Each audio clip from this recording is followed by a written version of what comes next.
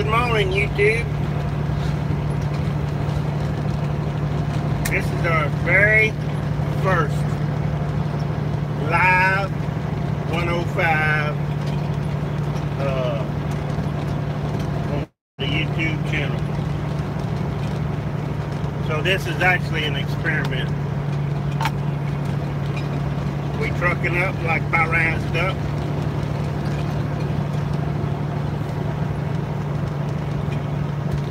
With some good coon-ass, Cajun, Zydeco, Creole, community coffee.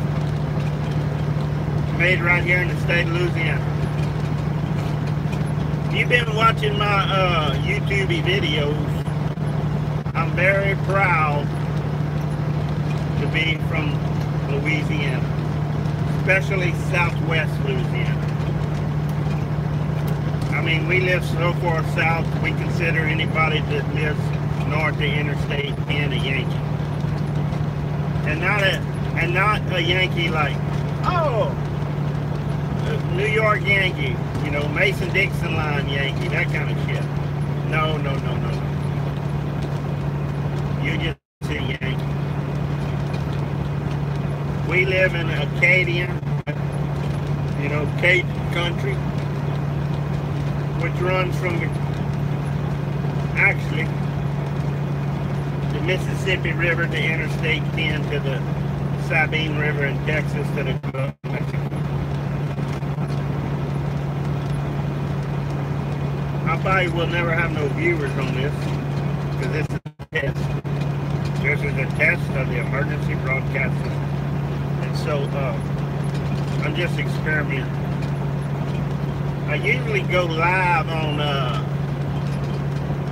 Facebook a lot. But then I get messages from the Facebook people that you didn't have no right to use that music, so we muted your video. Well, fuck y'all. The music is mine. You know? It's usually off my iTunes generator on my iPad, or the radio's playing in the background. So Facebook kind of rubs me the wrong way sometimes. That's why I like YouTube.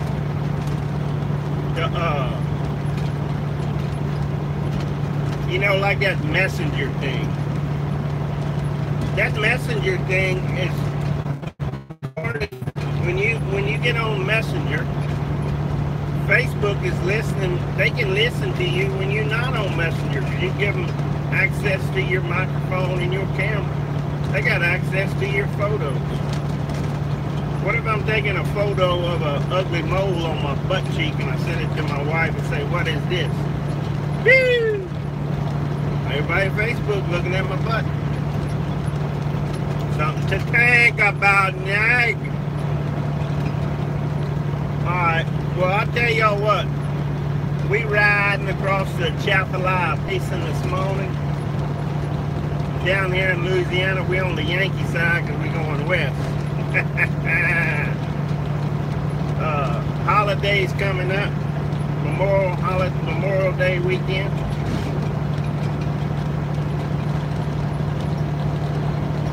I'm trying to figure out if I'm gonna go to the deer camp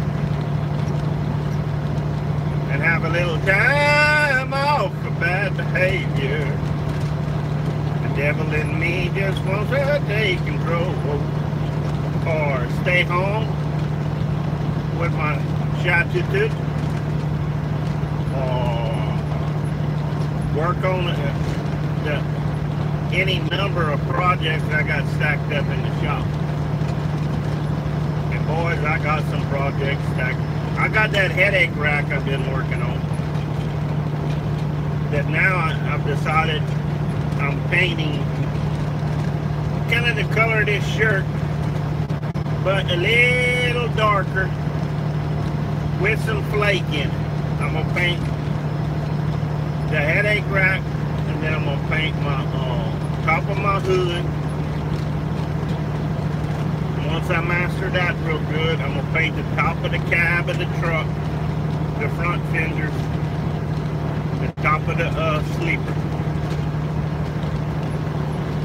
and I'm gonna eventually, and then I'm gonna put the stainless steel chromium, super duper chromium trim on the top of the sleeper. You know, just to dress off the old girl. Hell, she's 14 years old. She needs a little bling bling. And we already got purple foam floors in the driving area that belong to a bass boat. I mean, that's what you order for a bass boat. That's another reason I'm gonna do this live 456. Is the when you make a video, if you use your phone or your iPad, and sometimes a GoPro, it matters what format you do it in, but you're limited to 15 minutes.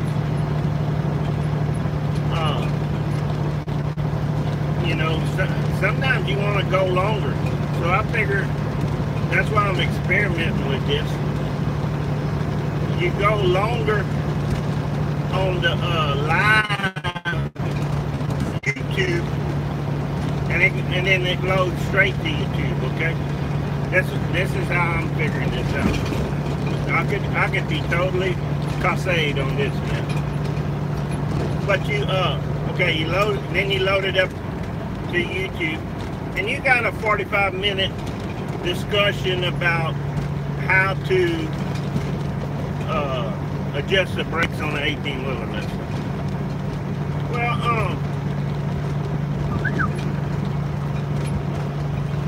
and then you can take the link from the live YouTube and post it on your Facebook, and then people from Facebook can look at your YouTube. So it's more of a win-win situation. Facebook is communism, YouTube is Americanism in a roundabout way. I don't know how. They got people make money on this YouTube stuff. You know, I think my highest viewed video was like 200 times. So my grandson, he told me, he said, "Papa, you going viral?" Yeah. Woohoo! I said, "Aiden, I think it takes more than 200. He go, you won't viral. Of course, he's 8 years old too. So, and I do know that it takes more than that to go viral. We got a Smoky Bear on the other side with an 18 on the side. And so he must have been going over 60. Because he's dumb. Look, I'm going to get on a little rant right here. The Chapala Basin in South Louisiana, Interstate 10. We call it the footlong. It's an 18-mile bridge.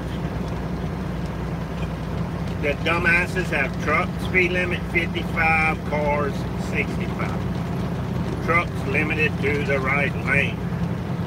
I don't follow that. No, no, no. I get on down with the program.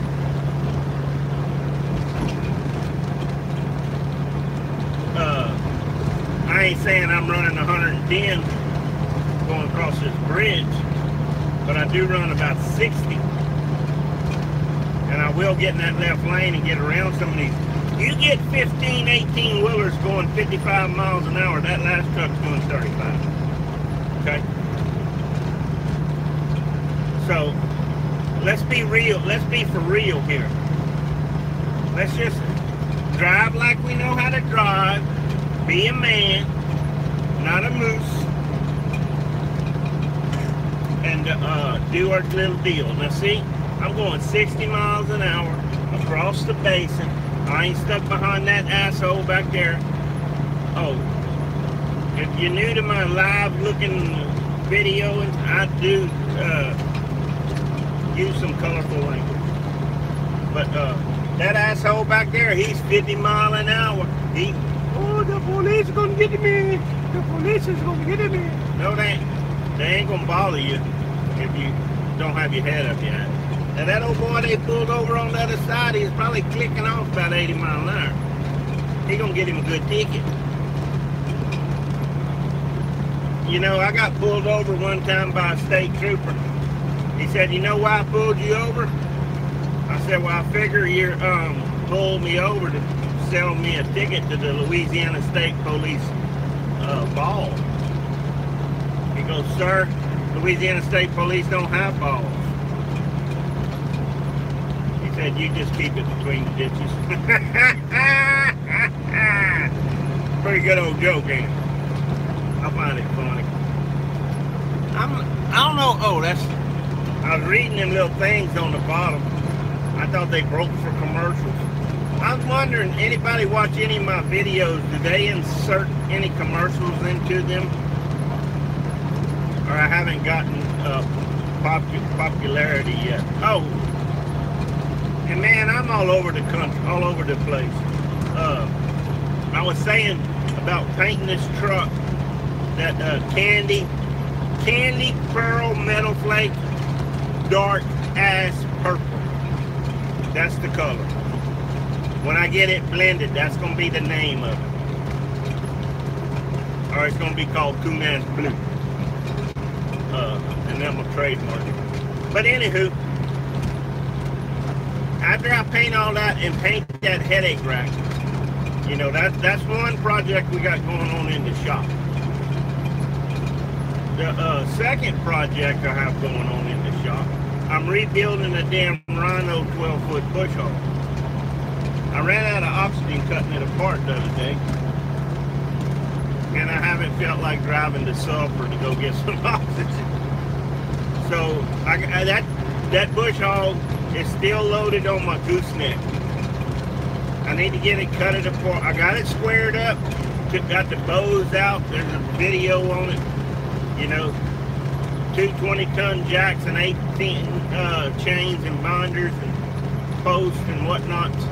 But I got that subbit square and rigid as a preacher's dick. So it's ready for the weld out, and then I got to put some gears back together and change a U-joint, and that subbit should be cutting ground. Oh, the stump jumpers, and I got to ask some people who might know some people. But both stump jumpers are rusted bad. They ain't worth saving. And I'm thinking about building my, I've never built stump jumpers. But I'm sure the first man who invented the stump jumper never built a stump jumper. So, myself and I'm thinking I'm gonna invent me a stump jumper. So I'm gonna have to ask around. I do have to change the stump jumpers. The blades are good. I just need to resharpen them, put them in my forge. Yeah, I got a forge. And then heat treat them, get them sharp as shit. Heat them up in that forge and then heat treat them. And stump jumpers. That sounds like a lot, but that's about a 2-day project. And then, what else we got? We need some new tools. I need a DNA sander for this painting job. And I want to get some of them new fancy paint guns. I'm going to get 2 of them. Where the cup's on the top of the paint gun. It's not a siphon gun, it's a feed gun. Because of the, that's just how people don't paint like I used to paint. And I know how to paint. I mean, it's been, I probably, since Hurricane, let me explain where I live. For Hurricane Rita, I had 36 inches of the Gulf of Mexico in my yard and under my house and through my shop. I had a 40 by 70 metal building shop at the time. I had a few spare 3406s, some M11s, a few Formula 400s, those are Cummins engines, a few 13-speed transmissions, some 355 low-leaf air ride suspensions, kinds of tools, parts, you know, shit like that. I had a ski boat. I've done got rid of my offshore boat. And a couple other things. That ski boat, the plug was out. It was in my shop. So as a water, you know, you hear, don't have a 20-foot tidal surge. But when you're 45 miles from the Gulf of Mexico, it ain't no big surge. The water slowly rises up. It's like a flood. And it rises up a little bit, and that plug on that boat, you know, it floated a little bit off the trailer, but it was strapped to the trailer. So it raised up to where, and then it couldn't go up no more, and then the water's coming up, and the water goes into the back of the boat. It just floods the boat in the shop with salt water. It goes over the whole engine.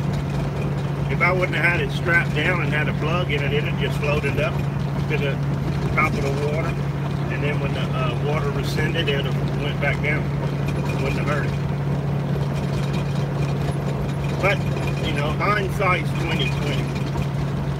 So that boat, all them motors, they went just under salt water.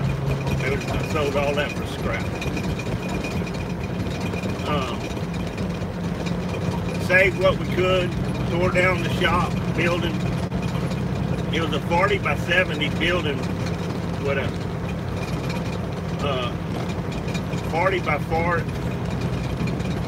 Yeah, 40 by 40 was the shop, and a 40 by 30 was the horse barn, and that hayloft, and all that good shit. So after I tore it down, I built me just an open-end carport. I closed off one side, made that a tool room, and I made an extra lean-to on the other side where I park my old pickup, my Rhino, and my lawnmower, and my four-wheelers, and shit like that. But that's our shop.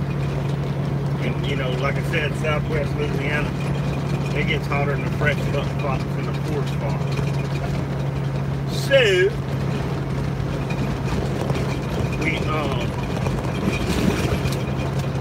you know, that open carport's designed 20 by 40 area. Well, if it's even raining or hot, I can pull this truck in there and work on it. I'm out of the weather and gotten a nice, comfortable breeze.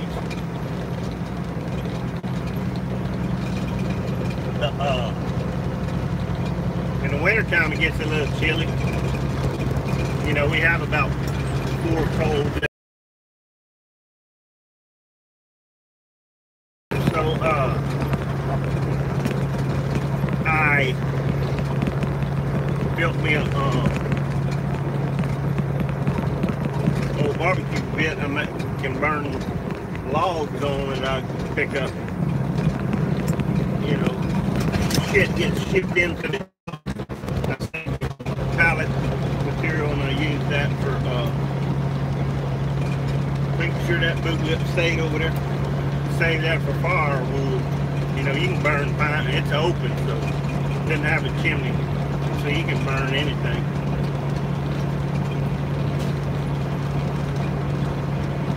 I wanted to talk about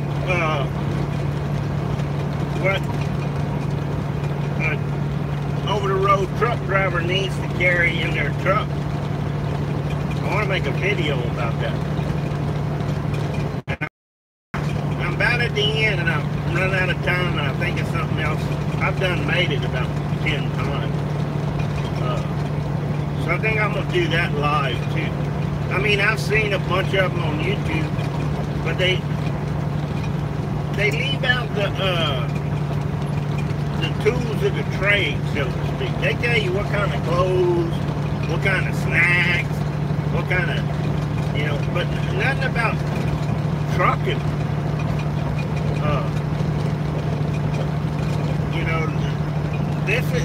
Even, I don't care if you running a day cab, there's certain things you gotta have in these trucks to do the job. And a lot of mine, what I carry is from 40 years of experience. How y'all like my goatee? I just had my hair did. You know, and you can probably hear that click, click, click, click, click, click. You hear that little noise in the background? That's that refrigerator. I went for years with no refrigerator in this truck. Even if when I do go out of town, I carry a couple Gatorades in that refrigerator. I carry my water jug. I got a microwave. I can pop popcorn. Or if I'm say I'm sleeping someplace, and there's only 4 places in the United States that I go to. One I go to 90%, and the other 3 I go to the other 10%. But what was I going to say? Oh, that microwave. So if I go to one of those places that I have to sleep at, because we can sleep at all our receivers. And our shippers at home. Well, I stop at the truck stop, going in there, fix my coffee with the sugar. I don't put the cream. And then I put it in there, and when I park at night, I put it in the ice box or just leave it with the lid on it. This is some rough ass road. We're right here in Bro Bridge, where the scales are, and they're doing all this road construction, so we drive on the flipping shoulder.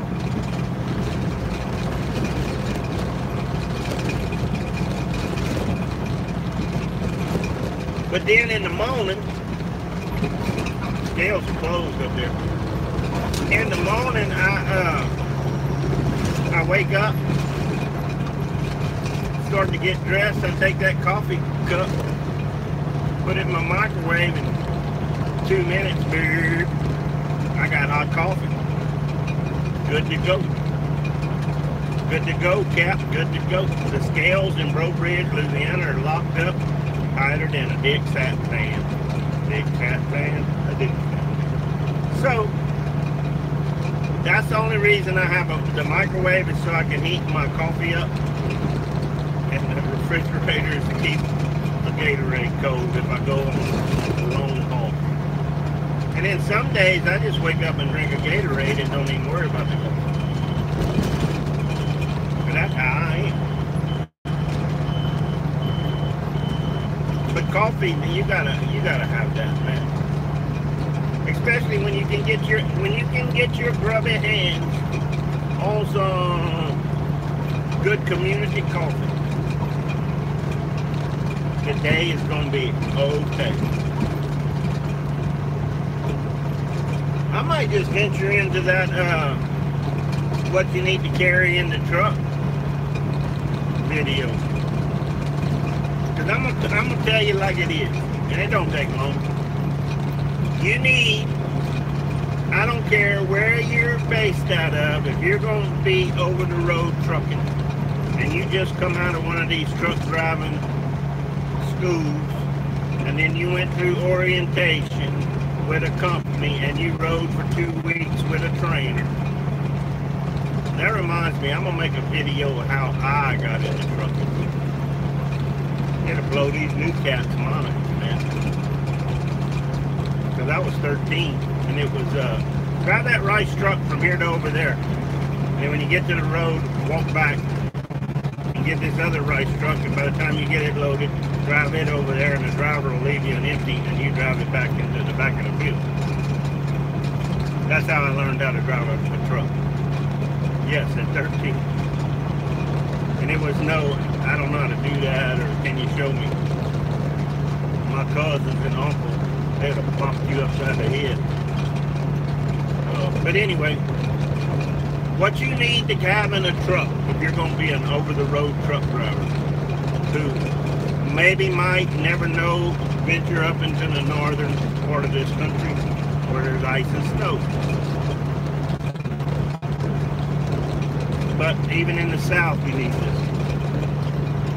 Okay, first thing, you need some insulated Carhartt bib overalls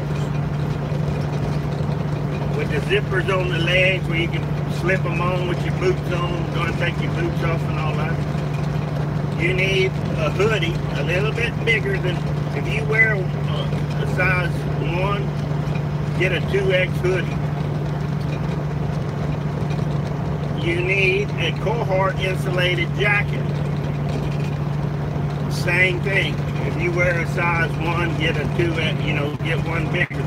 You get a Carhartt jacket that's big enough to fit over a hoodie. Okay?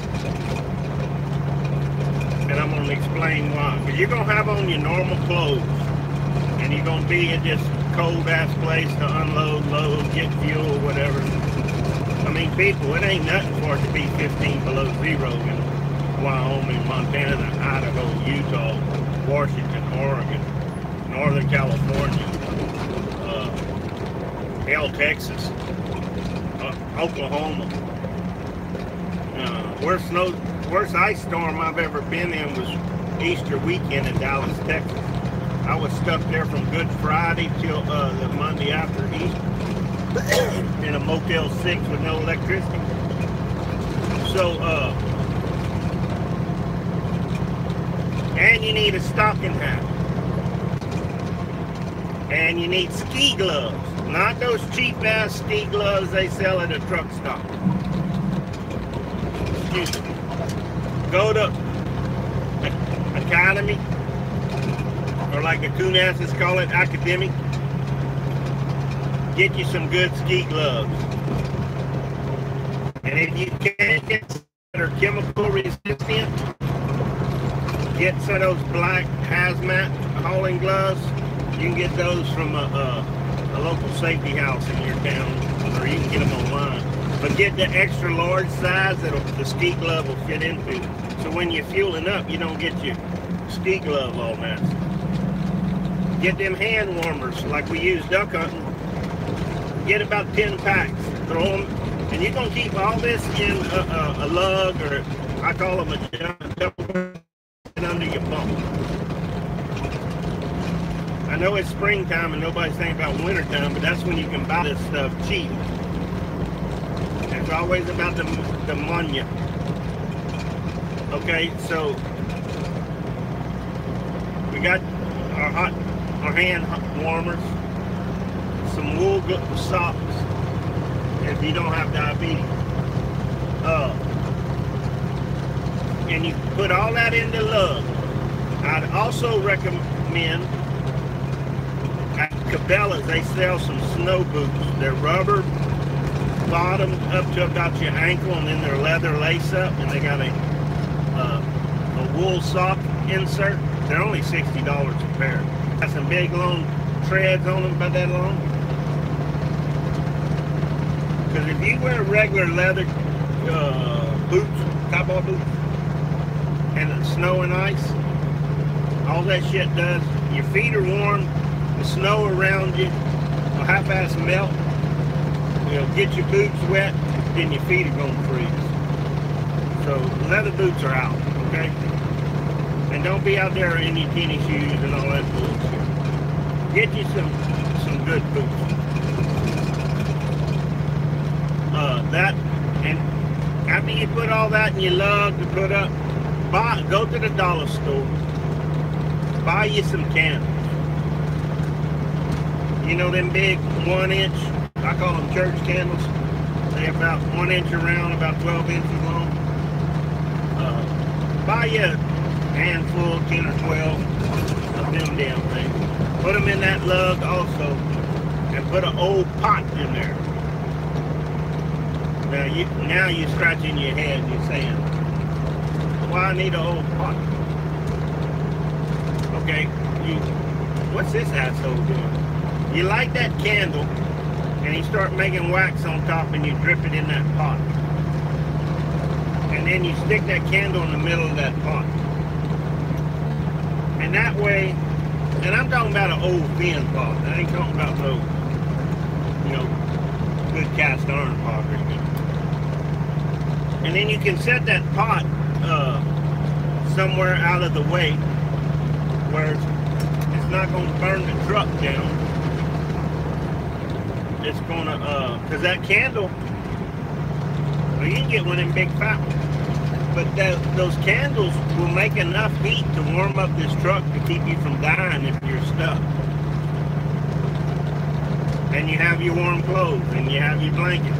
Also in that thing before wintertime starts, throw you a couple of them packs of tuna fish and crackers in that. It'll last all through the wintertime. Tuna fish very healthy for you. You can live. I just gave you enough information where you can live 3 days. And water. Put a gallon jug of water in there and forget about it. That's your survival kit. You'll have sheets, covers, blankets, and all that bullshit. Because if the truck won't crank, you don't want to sit there and keep cranking on it and get the batteries dead. 90% of the time your fuel's frozen. And if you don't know how to defrost your fuel filters while you're waiting on help, this will save you that. And in my other video I did about the tools, I explain about the fuel filter. So we've covered the winter gear. Okay. Next you need to clothes. Alright. You're just coming, like I said, you're fresh out of school, you got your own truck, you ready to learn this business. You got your winter survival kit done like I told you. Now you need your regular clothes. I recommend, if you're over the road, 5 to 10 pair of blue jeans. Or 5 pair of blue jeans, 5 pair of shorts, however you want to do it. 10 pair of nice shirts minimum. And it can be polos and t-shirts, not raggedy shirts, nice shirts. Out of your 5 pair of pants that you have, you're going to need 1 pair of FRC pants and an FRC shirt. That's flame retardant clothing. And why, you ask? You might be sent to a plant to load a load. They're going to require you to have FRC pants, shirt, steel-toe boots. So if you have 1 pair of pants and 1 shirt, or you can have the coveralls and you can just slip over. But I'm going to tell you a secret. A lot of these places that require the FR clothing, when you're loading and unloading, they make you stay in the truck. And they make you turn the truck on. And it's a hot sumbitch. And if you're wearing your regular long pants, polo shirt, and then you got them coveralls on, them hot ass FRC coveralls on, over that, it's hotter than a fresh fox in a forest fire. So that's why I recommend having the pair of pants. And then because your paperwork's going to say, hey, FRC's required at such and such. Well, when you drive up there, you're going to have on your FRC pants. You got you an FRC shirt. You're going to have a t-shirt on. You can slip that shirt on. Right, have it draped over your seat. bada bing, bada boom. You got on your steel-toed boots. Driving there, you get loaded while the other hand sitting there arguing with him because all he has is short pants and flip-flops. Nothing against short pants and flip-flops. But do not, no way, no how, no sir, arrive at a shipper or a receiver in flip-flops and pajama bottoms, short pants, wife beaters, muscle shirts, hair unkempt, needing a shave, stinking, nasty. Look, I used to pull a flatbed and a step deck, all in oversized oil field loads, okay? I was never as nasty as some of these son of bitches who pull a freight box and never get out of their truck. You know, you got a 30-minute break every day to take a shower. Or after, when I was step decking, we didn't have that 30-minute break at all. But we'd load, we'd get up in the morning, leave the truck stop, go pick up our loads, and we usually showered before we went to load. And then and we knew where we was gonna break that evening. When we got to that truck stop, showered, ate, everything. I mean, you always clean. I do not understand these people. It makes no sense to me. Okay, and you need 10 to 20 pair of underwear. And you might say, why you need that? Sometimes you can wear them pants 2 days in a row. I mean, you do it at home. Don't say you don't. I know you do.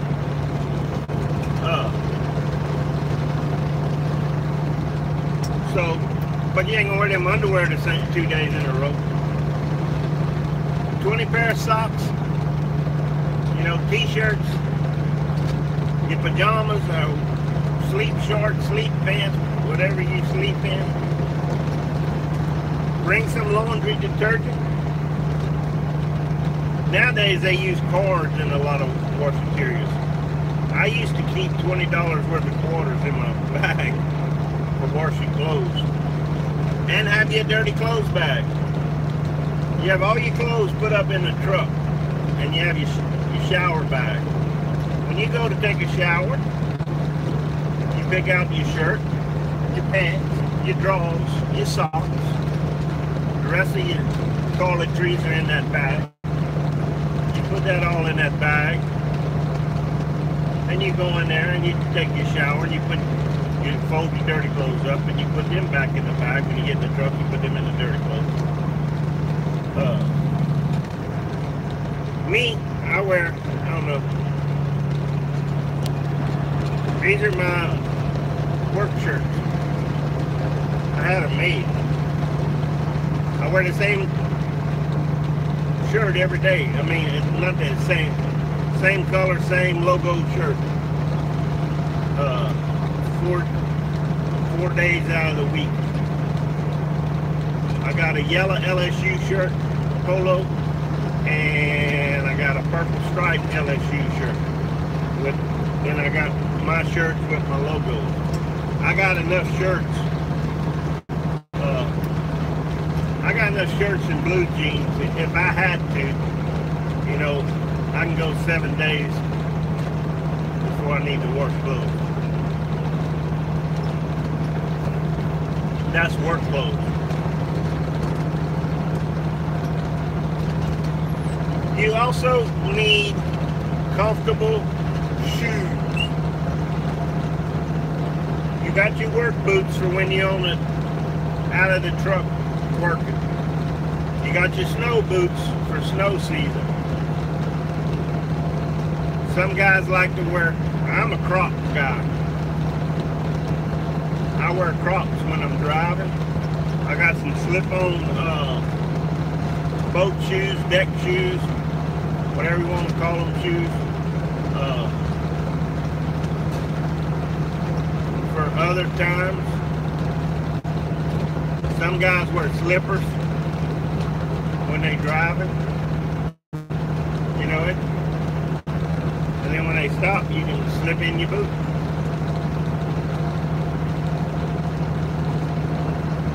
But that's all the clothes you need. And you're going to need jacket. And I'm talking about a jacket to wear from between the 67 to 50 degree weather. Some hoodies. And it, like I said, if you get these jackets just a size just a little bit too big, and in the wintertime, I put on a hoodie every day. If it ends up getting too warm for the hoodie, I can slip it off. If it ends up getting a little bit too chilly, I slip on my Carhartt jacket over my hoodie. I also got the Carhartt vest, but that's more for I wear it hunting.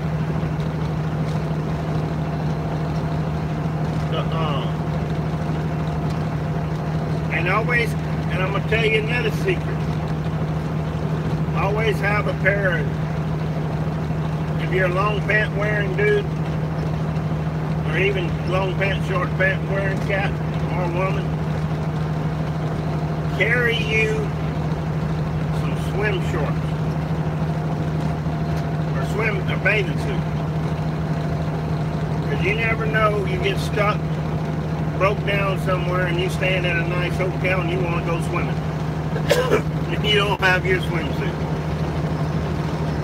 So always keep an old swimsuit in the truck. Keep a couple wash rags, towels, baby wipes, witch hazel, the green alcohol, the liniment kind, rub on sore muscles,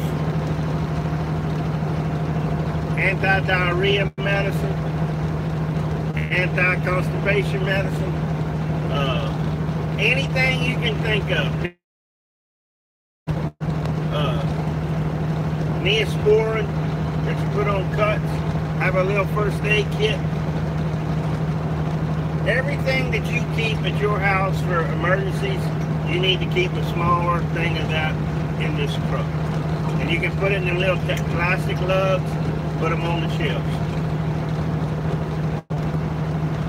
And if you're aspirin, and if you're on any kind of medication,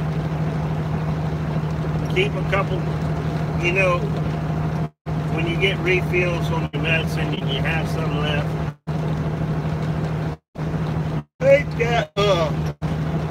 take some of them leftovers, leave them in the right bottle that they belong to, okay, and put them up. And now some medicine's temperature, so you might want to keep that in your bag. But that way, just in case you're out here on the road, you run out of blood pressure medicine, you have a couple.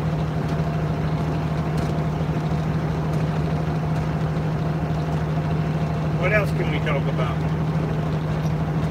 Oh, we've covered the clothing. Now we need to cover the tools of the trade. You need to carry you a box of ink pens,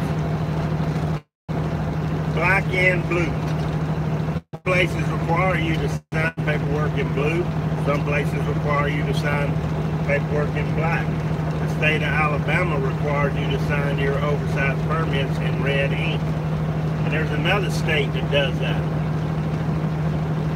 You need highlighters. You're constantly writing shit. Paperwork this, paperwork that.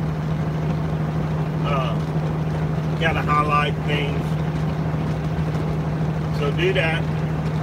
You need a magnifying glass, a cheap one. You need a good trucker's GPS. You can always, not GPS, Atlas. You can always buy last year's model, but the laminated one, and you can take your highlighter and highlight your routes, and you can study it with that magnifying glass. You could read the elevation. Now I'm gonna give you a good example. Ticonderoga, New York, a big paper mill. I brought a load of caustic, which is an acid, up there. They couldn't get it. It was winter time, couldn't get it through the rail and all this other bullshit. So it was a weird load. So anyway, I went up there, and this place is humongous. I was looking at the map. You could take the interstate, and you had to go past it and then come down it. Or you could take this exit a couple miles before there and go to it. I said, well, that looks like the way to go. And I did not bother to look at the elevation on that 2-lane highway. Man, it was nothing but mountains, up and down, up and up, up. Some of them were up, up, up. I wore my ass out shifting this truck. Well, 2 trucks before this, and about burned the brakes off going down with the Jake screen because I had a light load. But I never made that mistake again. I look at that map, and if I see a shorter route, first I break out that magnifying glass, boy, and I'm looking.